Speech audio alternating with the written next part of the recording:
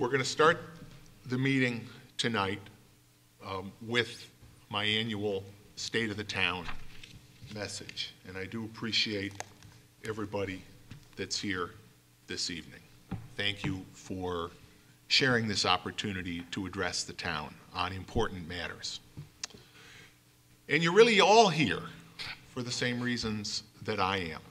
You each feel a connection with the town of Brighton, and each of you, in your own way, each with your own particular sets of priorities and skills, are working to make Brighton the best possible hometown it can be. You may serve our community as one of our award-winning school systems. You may serve the community as leaders in one of our town partners, like the Chamber of Commerce or the Kiwanis Club. You may serve our community by helping the many seniors that live in Brighton, in senior housing or in their homes, or with those seniors that participate in our recreation programs. You may simply serve the community by something as important as shoveling out your fire hydrant after a storm. All of those are important, and each of you, in your own way, help make Brighton the kind of community that one resident described on Facebook during the snowstorm last week like this.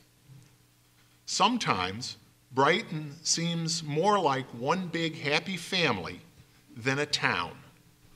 The way you all take care of one another is inspiring.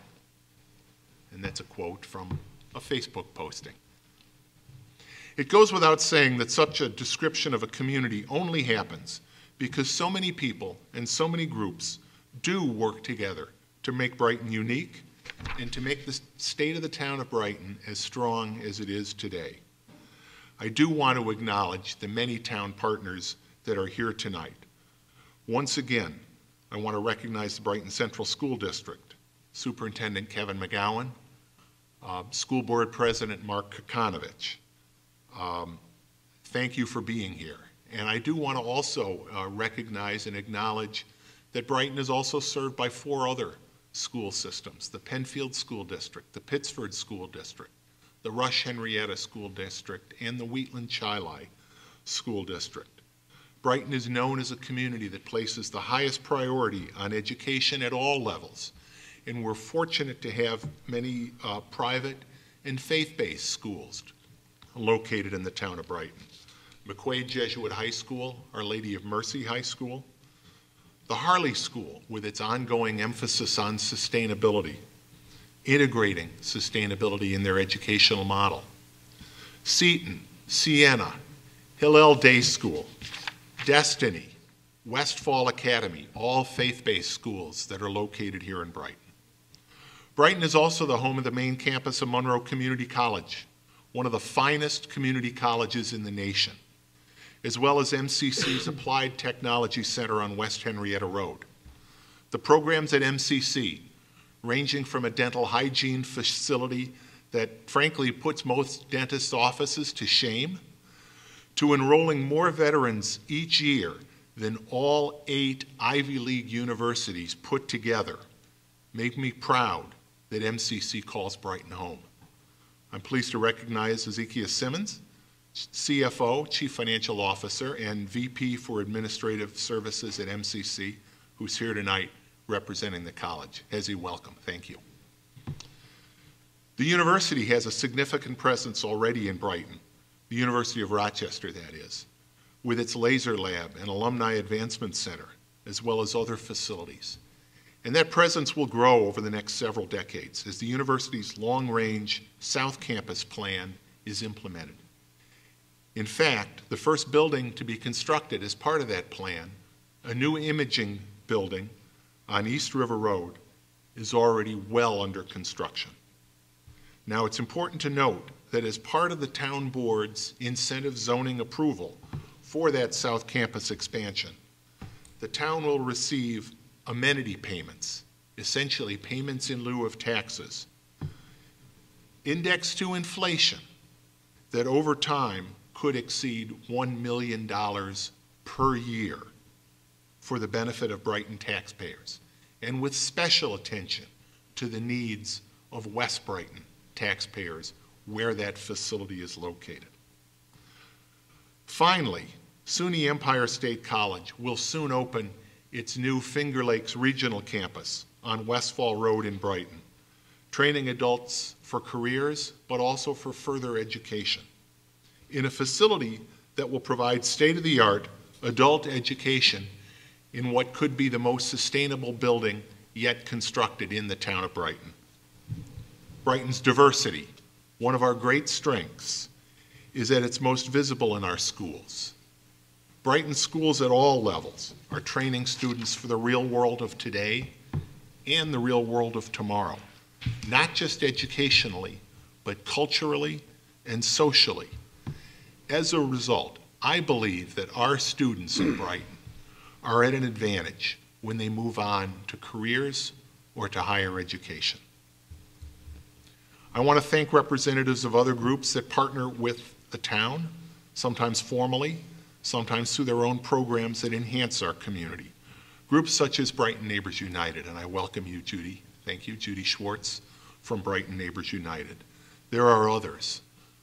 But I specifically want to thank and recognize Jewish Family Services for their efforts in establishing the Brighton Food Cupboard and Brighten Your Wardrobe, and continuing to provide volunteer support to keep these important programs actively serving our neighbors in need. Dr. Kevin McGowan, who I already introduced, and former Brighton Town Clerk Susan Kramarski will both be honored at a dinner being held by Jewish Family Services that I'll be attending next month, recognizing their service and their accomplishment in establishing the Brighton Food Cupboard. And I join JFS in congratulating and thanking you both. I also welcome the partnerships that we share with other governments and other levels of government. I wrote recently in my column in Brighton Connections magazine about the importance of intergovernmental relationships. These relationships allow us to work more efficiently and in a more cost-effective manner, and they allow us to share best practices with other communities. To that end, I welcome Tad Mack from Assembly Majority Leader Joe Morelli's office, and Andrew Conlon from Senator Joe Robach's office. Thank you for being here tonight. I also recognize those of our county legislators that are here this evening. There is Josh Baroth in the back of the room. And I have to make notice of the fact that as of last night, Josh Baroth is also a new Rotarian, a member of the brand new Rotary Club of Southeast Rochester, the newest Rotary Club in the world, which was formed, interestingly enough, on the 111th anniversary of the founding of Rotary International in Chicago. And so congratulations on that as well, Josh. Before I talk about 2015 or about the future of Brighton, I want to look back a week. A week ago Tuesday, Rochester received one of the 10 worst snow days in our history. And I want to thank the people that responded here in Brighton, because almost universally, I heard great praise for the people on our staff responding to that storm. And I'm just going to quote one more example, but former Lieutenant Governor Bob Duffy, at the height of the storm last Tuesday, tweeted out his praise on Twitter in 140 characters or less. And I quote, "I have to give a shout out to the town of Brighton. Their main roadways were exceptional. Tough to do in this weather. Nice job." And it was a nice job. And I do want to thank all of the members of our highway department that worked so hard, long, long hours, Tuesday and frankly for days thereafter. Our streets and highways were cleared quickly, and although we did close town hall and town activities on Tuesday, our roads remained passable throughout the storm. Our highway department also plows our sidewalks, both on main streets, whether or not those are town, state, or county streets, as well as in neighborhood areas that have established sidewalk snow removal districts. Our sidewalk plow crews were out during the storm, and they continued the work through the weekend until they completed all of our neighborhoods. Highway Superintendent and Commissioner of Public Works, Tim Keefe, you led an outstanding effort. Job well done. Thank you very much. I also acknowledge the efforts of the Brighton Police Department under the leadership of Chief Mark Henderson, who effectively managed traffic during the storm and provided me with updates throughout the storm, both of you did, on evolving conditions. The Brighton Fire Department responded to a significant working fire at the height of the storm. And I thank Chief Steve McAdam for your leadership and professionalism. Thank you, Steve, not just for that one day, but for the work you and the department do throughout the year under all weather conditions. The Rochester Fire Department also worked effectively during the storm in West Brighton, and I do want to commend both of those departments for your work in helping with the process of clearing fire hydrants. And I also want to thank our residents who took the initiative, took out their snow shovels and cleared their own fire hydrants and maybe a neighbor's hydrant as well. I appreciate that work, and I welcome Captain Joe Luna from the Rochester Fire Department, who is here tonight. I also want to congratulate the Rochester Fire Department on their recent recognition as a Class 1 fire department, the highest level fire department in the state of New York, and one of very few departments in the state of New York that have that designation. In Brighton, due to some issues with the Monroe County Water Authority's water lines along West Henrietta Road, they are rated as a Class 2 fire department, but that is a significant increase now from the previous Class 4 designation that the prior department serving the area held, and that should be reflected in insurance rates in the area. So congratulations to you, but to Chief Schreiber and to Mayor Warren, because it was a team effort. Brighton Volunteer Ambulance, no rest there either. They served, they were out on calls in tough road conditions, as they do every day. President Dan McHugh, Vice President Dennis Meitz, and I also want to note Dennis serves as a volunteer as chair of our Town Zoning Board of Appeals. Thank you to all of you. Chad, I'm Cody, rather, welcome. It's great to meet you tonight, the new Operations Director of Brighton Volunteer Ambulance. 2015 was a year of accomplishment for the town of Brighton, but at times it was also a year of some challenges. Of course, every challenge can become an opportunity, and we have worked hard to use the challenges that any community faces to turn them into success stories. In 2015, we increasingly became focused on the impact that vacant homes can have on our community and on our neighborhoods. Although Brighton has one of the lowest, if not the lowest, rate of foreclosures in Monroe County, we know that even one vacant home can adversely impact a neighborhood. The problem of vacant homes in our community has many causes, from poverty to mental health issues to the challenges that senior citizens face in maintaining their homes. We have taken several steps to help us address this issue and to address enhanced town code enforcement in general. In the 2016 budget, we increased funding for code enforcement. And at all levels in town government, we have taken an active role in the management and the review of these properties with the goal of returning them to occupancy.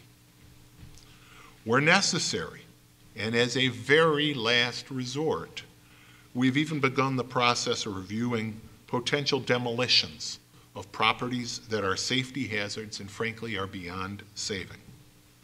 Finally, as a part of our continuing open government initiatives, we've made significant changes to our webpage, townofbrighton.org, to make it easier for our residents to report and then to track problem properties.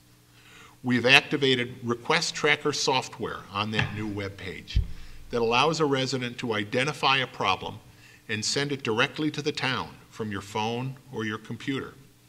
Request Tracker then tracks the status of your request, and we will keep you advised of the status of resolving your concern.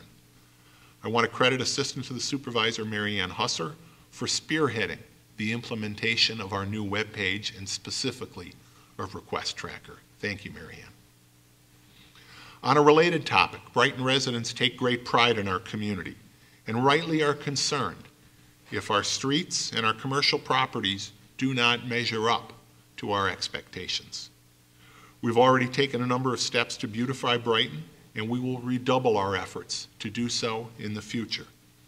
Our Clean Sweep program, headed by Town Councilwoman Louise Novros, is a long-standing opportunity for residents to take to the streets and parks to pick up litter after a long winter. Thank you for that, Louise. In another town-school partnership last year, traffic signal boxes were painted in the 12 corners and at the corner of Westfall and Winton. Town Councilman Chris Warner, Commissioner of Public Works Tim Keefe, worked with the Brighton High School Arts Club, who painted these boxes after receiving DOT approval to do so. Thanks to the outpouring, and it truly was an outpouring, of appreciation for that project.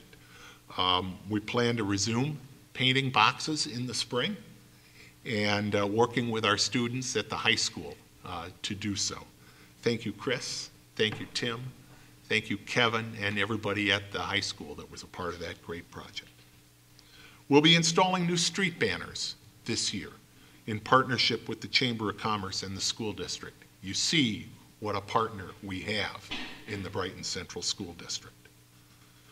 Now, going forward, I call upon the businesses of the town of Brighton and my friends in the Brighton Chamber of Commerce, another important partner, to work with us to improve the look of business properties along our main thoroughfares, Monroe Avenue and West Henrietta Road in particular.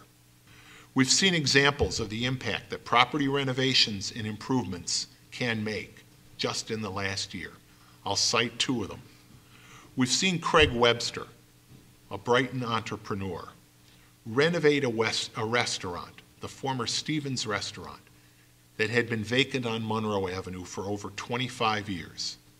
Today, his business, the Men's Room, stands as an example of what business owners with vision can do to their properties and the impact that that vision has on their neighborhood and the avenue itself.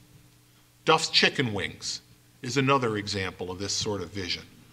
The first Rochester location of this celebrated Buffalo restaurant opened in the former Friendly's restaurant on West Henrietta Road late in 2015. Again, taking a vacant building and turning it into a thriving and vastly improved in appearance business. During 2016, we will continue to work with businesses and residents to enhance these efforts and to identify new opportunities to make Brighton as beautiful a community as it can be and as we all expect it to be. Brighton is a New York State climate smart community, and as I mentioned before, just this evening, the town board met with the town's Sustainability Oversight Committee, a very significant volunteer board made up of Brighton residents with expertise in sustainability issues.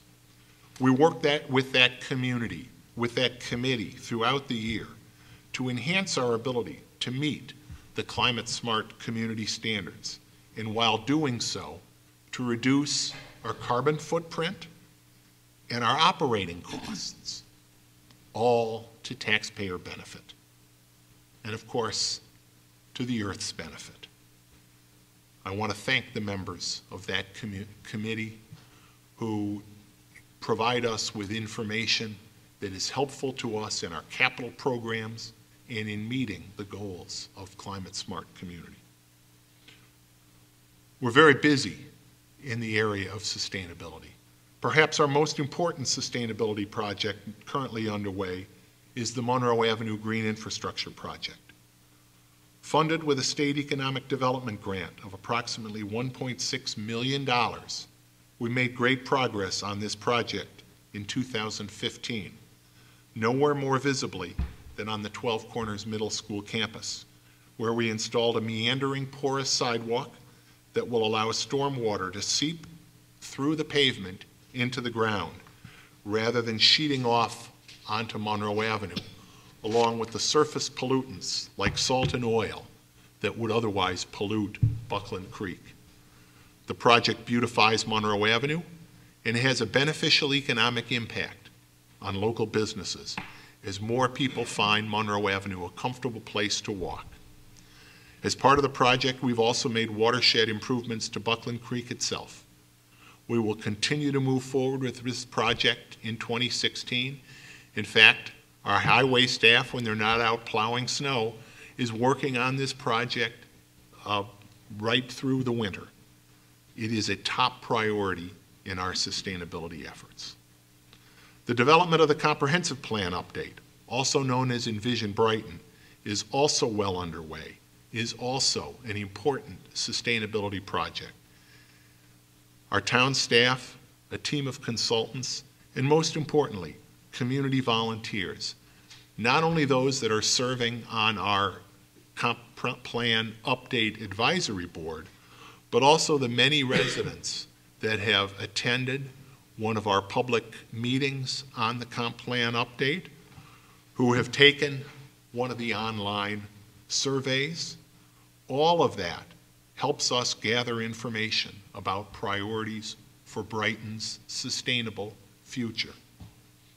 Again, as I've noticed in the past, this plan update is being funded by a grant of $150,000 from the New York State Energy Research and Development Agency, Cleaner, Greener Communities Grant Program, focused on developing more sustainable communities. And as part of that program, they've established benchmarks for us to meet under that comp plan update. Again, I thank our state representatives for their support of these important needs of the town. I also want to thank representatives of our zoning board and our planning board, who are members of the advisory committee, and to thank all of our volunteer advisory board members. There are dozens of them, people like Dennis Mites, who I recognized earlier, who serve the community in many different capacities, sharing your expertise and your time with all of us. 2015 also saw the establishment of the first bicycle boulevard in Brighton, part of the implementation of our bicycle pedestrian master plan. Running from Highland Avenue to Hillside Drive, Highland Avenue and Hillside Drive to Town Hall. This first bicycle boulevard is designed to give cyclists, particularly less experienced cyclists, an alternate route through the community while enabling them to avoid our main arterial roads. We'll be adding more bicycle boulevards in the year to come and connecting with bicycle boulevards in other communities.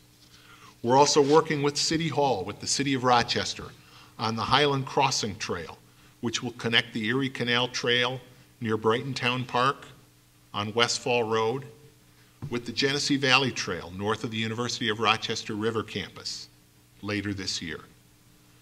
This route will help bicycle commuters move to downtown Rochester and the River Campus, and will also link important destinations like the soon-to-be-opened Empire State College campus that I mentioned a moment ago, Highland Park, and the South Wedge. Again, our goal is to reduce traffic congestion and enhance active transportation opportunities in the area, reducing our carbon footprint and, not incidentally, bringing health benefits to everyone that uses our active transportation system. Although all of our public works staff is engaged in our sustainability efforts, I want to particularly acknowledge Town Engineer Mike Guyon for the many ways he is working to make Brighton a more sustainable community. Tim, your whole staff, we thank them, we thank you for the work that you do on snow days and not. It's a great group of people. You provide service to the residents, and you provide service at all levels to the community. Thank you very much. I've spoken before about the importance of the Brighton Police Department Community Engagement Initiative under the leadership of Chief Mark Henderson. Next month, Chief Henderson will be delivering his police department annual report to the committee. I don't want to let the cat out of the bag completely, but the report will reflect well on the performance of our department. Now, those statistics, as positive as they are, don't fully reflect the scope and the importance of our community engagement initiative. Just as important are the one-on-one encounters, the conversations between the police and members of the community or business owners during their street patrols. Meetings with leaders of faith and community organizations on how to ensure the safety of their facilities. And the increased knowledge and appreciation of law enforcement activities for participants in our Citizens Police Academy. Recognizing the importance of new body camera technology, the town of Brighton has purchased body cameras following rigorous beta testing of several alternative models last year, and is committed to the necessary data storage and internal policy development that will make our body camera program effective. The Brighton Police Department is a fully accredited and highly trained law enforcement agency. And given the magnitude of the services that it provides across our community, I can say without doubt, there is no finer police agency in the area and in the state of New York. Your ability to respond to calls with dedicated officers that know this community makes the Brighton Police Department the cornerstone of our public safety team.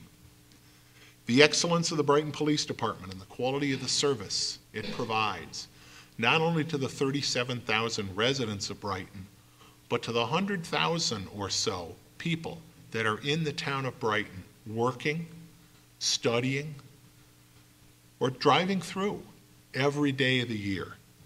That commitment is vital. And your professionalism, your experience, and your heart are what makes all that possible. I thank you, Mark, and the entire Brighton Police Department. You each put those very familiar words, serve and protect, in practice every day in the town of Brighton. The town of Brighton operates under a budget totaling over $25 million, and careful fiscal management is critically important if we are to continue to serve our duties as fiscal stewards to the taxpayers.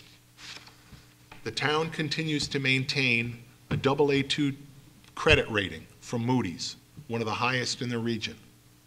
For 5 years in a row, we've adopted a budget that complied with the limits of the tax cap established by the state of New York. Brighton has again rated highly on the state stress test measurement system, and financial markets continue to reward our strong financial position by again offering to purchase short-term notes from the town of Brighton at an interest rate of approximately 0.75% per year. That's an extraordinary accomplishment. While maintaining the financial strength of the town is vital, if we are to continue to maintain our quality of life, so too is maintaining our infrastructure and making the significant capital expenditures that can be necessary to meet evolving community needs.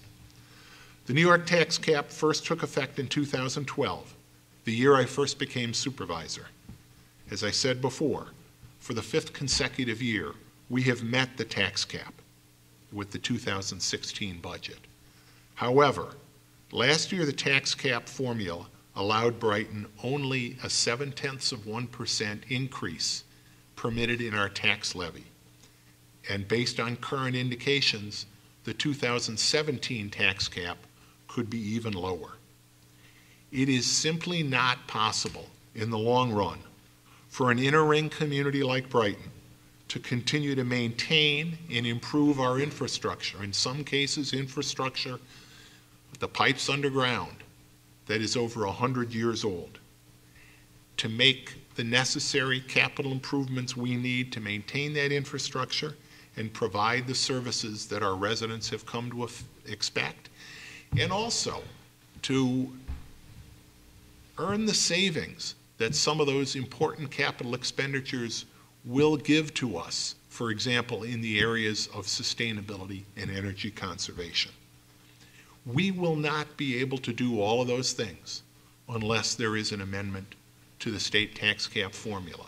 And that is why recently I went to Albany as part of the Associations of Towns lobbying program to encourage the Senate Finance Committee and the Ways and Means Committee of the Assembly to amend the formula to give towns the opportunity to make capital expenditures that will save taxpayers money, exclude those expenditures from the tax cap.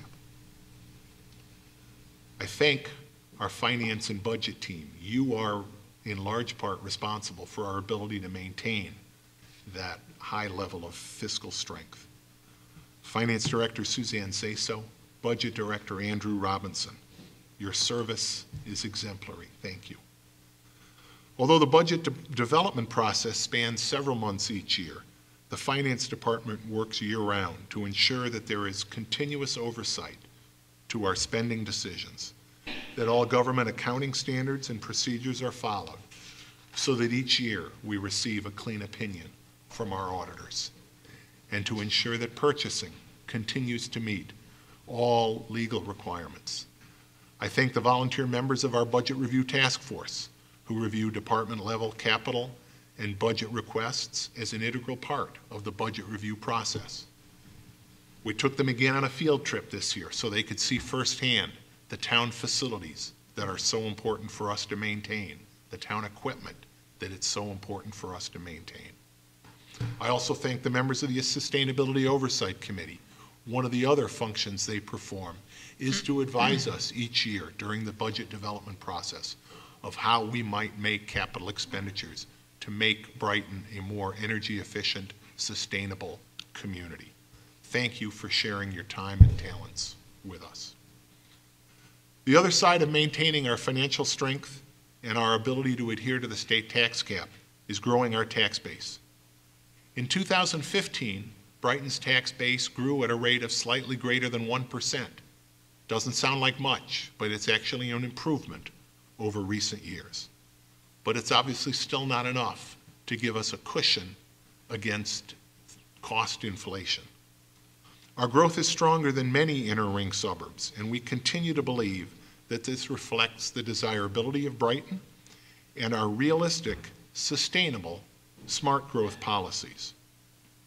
Also, in 2015, the town of Brighton approved amenity agreements as part of incentive zoning approvals, not only with the University of Rochester, as I mentioned before, but also with Jewish Senior Life, two tax-exempt organizations that otherwise are not required to pay property taxes, but because of those agreements, agreed to under the terms of our incentive zoning law, they will be making long-term payments to the town in lieu of taxes to help support Brighton services. Agreements such as these are one reason the town will continue to use incentive zoning as a tool to ensure that we receive amenities from developers, that we can look at development proposals on a customized basis to ensure that they, if they are approved, provide benefits to the town to offset the known impacts that they can have on the town. Whether those amenities take the form of payments in lieu of taxes, open space parkland, money for park improvements, money for infrastructure, or for other community needs, such as affordable housing, the incentive zoning process is and will continue to be open and will involve scrupulous environmental review under the State Environmental Quality Review Act, and in many cases, an affirmative commitment not to apply for tax breaks under COMITA. All of these safeguards ensure that if a project is improved, it will provide real benefits to the entire community, including jobs for area residents. I've spoken about the impact of poverty in previous State of the Town messages, and while it's not an easy topic to discuss, it is perhaps the most important topic that we must address together as a community. Brighton is by no means immune to the impact of poverty, and hidden poverty is very much a reality in Brighton and in other suburbs. I again quote the most recent study from the Center for Governmental Research that more than half of the children in Rochester live in poverty, not because of anything that they have done, but in large part due to the systematic over-concentration of poverty in our urban core. I support the efforts of organizations like Unite Rochester that seek to promote racial and economic equity. And in fact, as we speak, Town Judge Karen Morris is presenting a proposal to the Unite Rochester Community Challenge Award event downtown. It's a program to be known as Ticket to Ride, which will fund transit passes to enable indigent defendants, indigent parolees, to attend court, meet with probation or parole officers, attend drug and alcohol treatment, or job interviews, or training. The goal of this program is to reduce the number of bench warrants, arrests, and to facilitate the re-entry of individuals back into the community, back into the workforce. One of the very important goals that during the Unite Rochester work that I was involved in was a critical element in reducing that concentration of poverty in the city. I salute our good friend, Judge Karen Morris, for this creative approach, and I congratulate Unite Rochester for making this anti-poverty incubator contest possible, and I'm looking forward to the results, and here's hoping that Ticket to Ride is a winner. Our Recreation Department, under the leadership of Director Becky Cotter, provides services to people of all ages from our Brookside School, which of course again is owned by our good friend and partner, the Brighton Central School District. As the school district continues its plans for the future of Brookside School, we've begun to discuss our own plans for ensuring that our recreation activities will have a home during the construction period and beyond.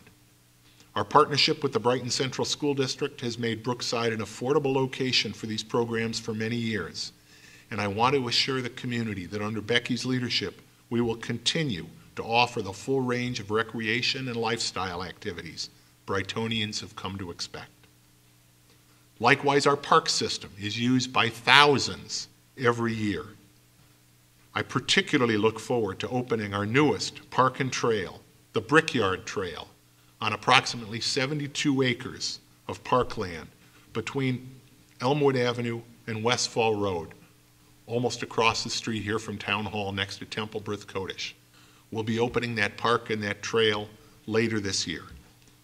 For those of you that have never walked the land, you're in for a treat, because like Corbett's Glen, this park and this trail is one that will transport visitors away from a suburban world, traffic, noise, to a beautiful Shangri-La of woods, water, and history. This park, like our nearly 500 acres of parks and trails, will be maintained and managed by Park Superintendent Matt Beeman and his remarkably small but remarkably dedicated staff. And I join all the people who use Brighton Parks in saying, Matt and your staff, thank you for your hard work. The Brighton Farmers Market is a weekend must-do for people not only from Brighton, but throughout the area. The market is the largest summer market in the area. Not the public market, but of the farmers markets in the area. None is larger than our Brighton Farmers Market. And our winter market is larger than many communities' summer markets. The success of that market throughout the year is due to the leadership, the perseverance, and apparently the ability to work amazing hours of our director, and our director, by the way, of our community garden, Sue Gardner-Smith. Like our recreation programs, that winter market is also located at the Brookside School. We will maintain the winter market We will grow the winter market, and we will continue to explore funding to determine a way to make a new winter market home in Buckland Park a reality using the existing farm structures that are already at that site. We look forward to working with Senator Robach and Assistant Majority Leader Moehle, who have both been strong and active supporters of the market. The Brighton Memorial Library is a community resource that is used by hundreds of students, seniors, and families every day. It's an opportunity for people with limited internet capabilities to learn to use, and for people without access to the internet to access the internet in a safe environment with help standing there all the way. Speakers and celebrations of special events, such as the annual Black History Month storytelling event featuring Dr. David Anderson, highlight the fact that the Brighton Memorial Library, yes, it's about books, but it's about so much more. The activities of the library would not be possible without the efforts of the Friends and without the hard work of our library executive director, Jennifer Reese-Taggart.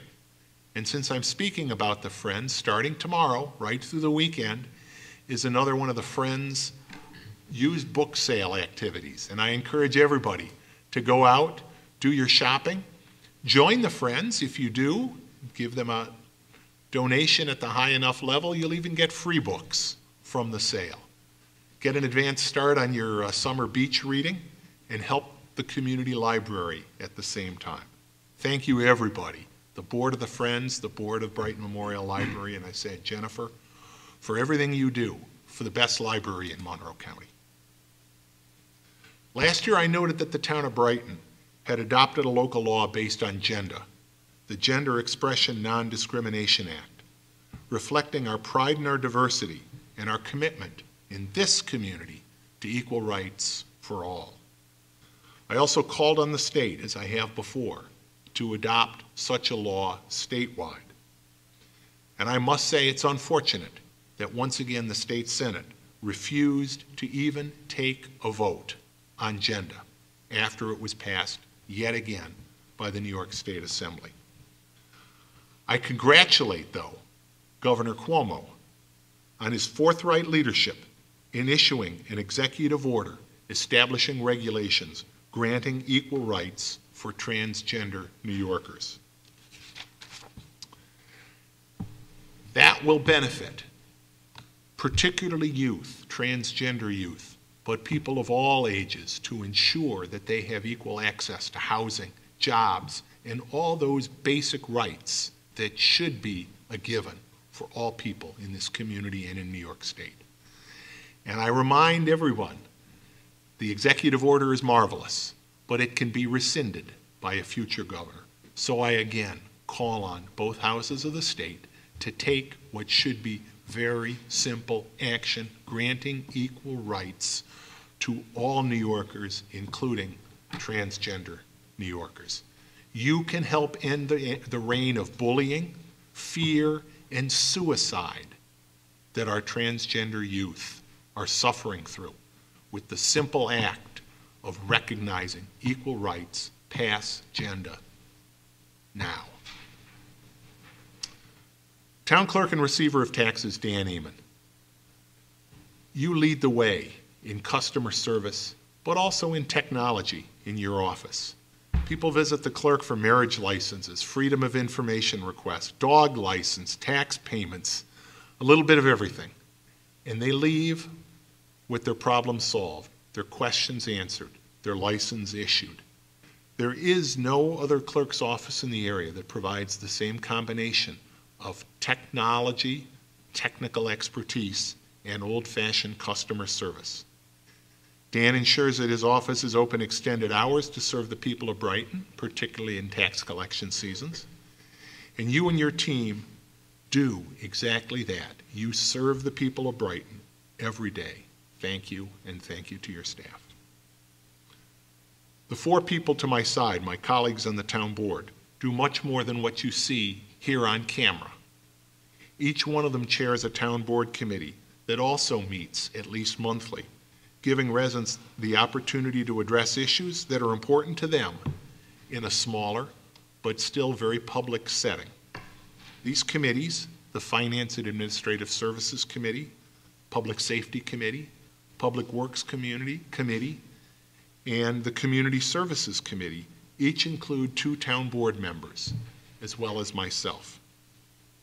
And most, if not all, of the matters that are on tonight's agenda and every agenda have been reviewed by at least one of those committees to make sure that we've addressed the issues as effectively as possible, as responsively as possible. Your town board members also serve as liaisons to various volunteer boards and committees like the Library Board, the Comprehensive Plan Advisory Board, the Sustainability Oversight Committee, and others. You meet with community members and you attend meetings in the town. Thank you, Jim Vogel, Louise Novros, Jason DePonzio, Chris Warner, for your service. I appreciate the work that you do, and I appreciate the support you give to all our staff and the people of Brighton. I mentioned Judge Karen Morris already, but I want to mention both Judge Morris and Judge John Falk, who's here this evening. Both Judge Morris and Judge Falk have many years of legal experience and judicial experience here in Brighton. That legal and judicial experience, but in some ways more importantly, their life experiences, ensure that they can mete out justice in cases of all kinds, with fairness and with heart. We can be proud of the Brighton Town Court and the court staff, thanks to the efforts of Judge Falk and Judge Morris. I want to take a moment now to look forward. We've accomplished many great things in Brighton during the past year, but we also must look to our future to ensure that the decisions and the plans we make today will further our goals of making Brighton a more sustainable and more diverse hometown, one that is financially strong, a safe and attractive place to raise a family, and a community that continues to focus on education, not just for children, but for people of all ages, as the pace of technology quickens. Of course, our comprehensive plan update is critical to that effort, and seeing hundreds of people participate in the planning process is heartening, and it will give us the input we need to develop that roadmap, our comprehensive plan update. I would note that there will be several more opportunities for public input through formal public input meetings, but your input today can be obtained on your phone, through a text-to-Zen survey, and through a longer survey on our Envision Brighton website. You can get to it on our town website as well. Your input, your ideas will make it possible to improve the roadmap for our town's future. And I also want to again talk about the expansion plans of the University of Rochester, how important they will be to the future of Brighton, not just to West Brighton where those improvements are located, but to our entire community. Their plan is to create a campus setting on the land they own south of East River Road, building on their existing laser lab, in the Alumni Advancement Center, the former St. Agnes School. I have already noted the significant revenue that the town will generate from this expansion, which will support necessary town services. We will also see an influx of diverse and often highly educated residents relocating to Rochester, and I certainly hope relocating to Brighton. I expect a significant number of them will. That will enhance property values and spurred redevelopment of challenged areas, particularly along West Henrietta Road. West Henrietta Road must become more accessible to pedestrians, cyclists, and the disabled if it is to meet our goals for sustainable support of active transportation as well as economic viability. West Henrietta Road has great potential as an important commercial node for our community, but today it has properties that are vacant or otherwise deteriorating. And I look to the new development from the University of Rochester and this new revenue stream plus, quite frankly, the benefits of seeing that population demanding a higher level of business and services is improving West Henrietta Road going forward. As we plan Brighton's future, and particularly the opportunity to redevelop and improve our commercial corridors, the corridors of West Brighton, particularly the corridor of West Henrietta Road, must be a priority. We won't sacrifice our parkland. We won't sacrifice the very fragile wetlands and drainage areas, Red Creek and the like, but we will make West Henrietta Road, it won't happen overnight, but we will make West Henrietta Road, and we will plan to make West Henrietta Road a more attractive and more useful commercial corridor for our community. I'm proud to have the opportunity to serve the people of Brighton, and I'm proud to call Brighton my home. Brighton is a hometown that stands on a strong base, but we're planning for an even brighter future. A future where we continue to be a leader in municipal sustainability, a leader in education at all levels, a leader in sustainability, a leader attracting diverse populations and celebrating the diversity that makes Brighton stand out from other communities. None of this happens without people who are committed to the Brighton community. People like you. People who are committed to our neighborhoods, people who are committed to our community as a whole, who demonstrate that commitment by giving their time and talent as volunteers. We also have town staff that demonstrates that same commitment by going the extra mile to do their jobs that often involve providing essential services to our community. And I thank each and every one of you, and I encourage our senior staff to convey that thanks. Thank you for being here tonight. I hope you share with me my optimism for the future of Brighton. The state of Brighton is strong, and I thank each and every one of you for what you do to make our community special. Thank you.